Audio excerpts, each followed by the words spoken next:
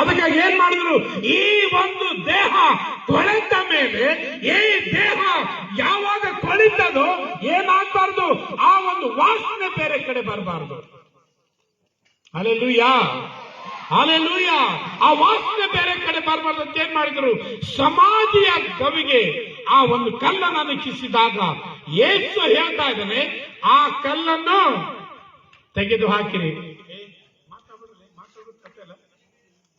ಹೇಳ್ತಾ ಇದ್ದಾನೆ, ಆ ಕಲ್ಲನ್ನು ತೆಗೆದು ಹಾಕಿರಿ ಎಂಬುದಾಗಿ. Listen to me very carefully, remove that stone. ಇವತ್ತು ನನ್ನ ಸಂದೇಶವೇನೆಂದ್ರೆ, ಆ ಕಲ್ಲನ್ನು ತೆಗೆದು ಹಾಕಿರಿ. ಹಲ್ಲೆಲೂಯಾ. ನಿಕಾಲ್ ದೋ ಭಾಯ್ ಓ ಪತ್ತರ್, ಆ ಕಲ್ಲನ್ನು ತೆಗೆದು ಹಾಕಿರಿ.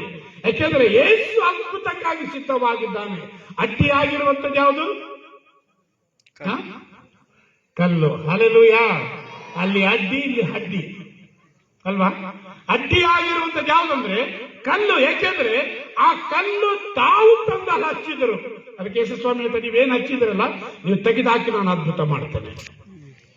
ಹಲ್ಲೆಲೂಯಾ.